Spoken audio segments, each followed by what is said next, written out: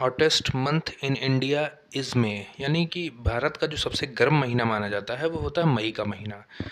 Rainfall will be obtain up to 100 kilometre distance from the centre of eye of cyclone, यानी कि जो cyclone का जो केंद्र है वहाँ से 100 किलोमीटर के परिधि में बारिश होने की संभावना हो सकती है। Altitude is measured by altimeter, यानी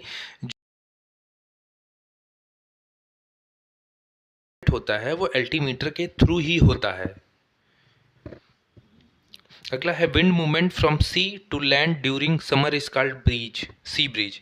जो हवा का डायरेक्शन होता है वो समुद्र से जब थल स्थल की ओर चलता है गर्मी के महीने में तो उसको सी ब्रीज कहते हैं।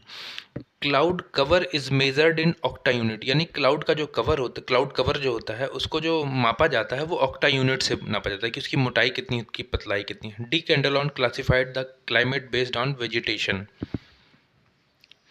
सन rays reach the earth within 8 minute from sun, जो सूरज की किरणें हैं वो पृथ्वी तक 8 मिनट में सूरज से पहुंचती हैं। In meteorological observatory observation are generally made at 0700 and 1460 hour IST, Indian time standard के हिसाब से। Water balance concept introduced by Thornthwaite, यानी वाटर बैलेंस कॉन्सेप्ट जो इंट्रोड्यूस कराया था वो थॉर्नवेट ने कराया था। Moisture Availability Index MAI is introduced by Hargreaves.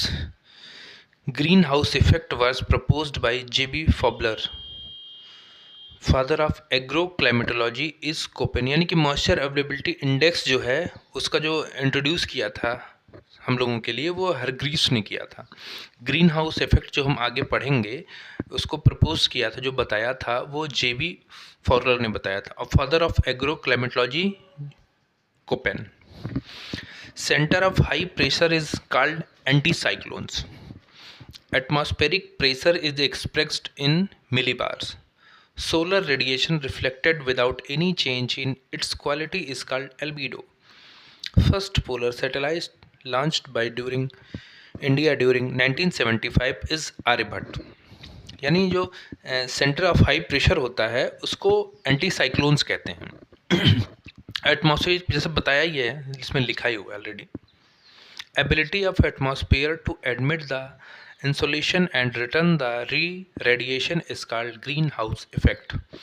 Author of an introduction to climate book is Trewartha. Low pressure of equator is called डोल्ड्रम्स।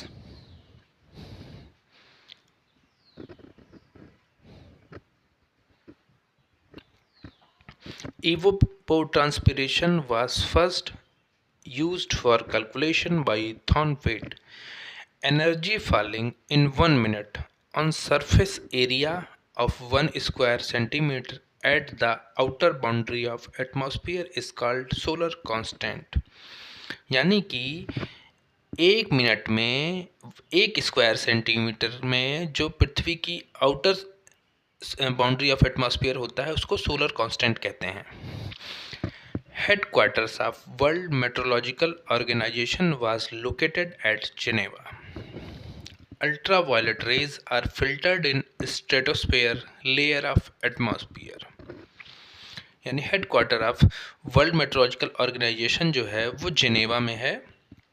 और ultraviolet rays जो फिल्टर की जाती हैं वो जैसे होता है ना एटमॉस्फेयर की कई सारी ट्रोपो, स्ट्रेटो, मीजो, थर्मो, तो स्ट्रेटो लेयर में ये एटमॉस्फेयर में ये फिल्टर होती है। Thermometer was invented by Galileo. Lower most layer of atmosphere is troposphere. Longest day in northern hemisphere is on 21 जून, यानी थर्मामीटर का जो इन्वेंशन किया था वो गैलीलियो ने किया था। Lower most layer of atmosphere, यानी जैसे मैंने पहले बताया ना कि ट्रोपो, स्ट्रेटो, मीजो, थर्मो, सबसे निचला जो है वो ट्रोपो है और सबसे लंबा दिन जो है वो 21 जून माना जाता है नॉर्दर्न हेमिस्फेयर में। Indian meteorological department IMD was established during 1875 years. Warmest and cloudless layer of atmosphere is stratosphere. Oldest unit used for measuring the intensity of solar radiation is lux. Warmest and cloudless layer of atmosphere जो इसमें बताया गया है, जो बीच का होता है, ट्रोपो के बाद स्ट्रेटो जो होता है वो गर्म होता है और वो क्लाउडलेस होता है, वहाँ पे क्लाउड नहीं होता है।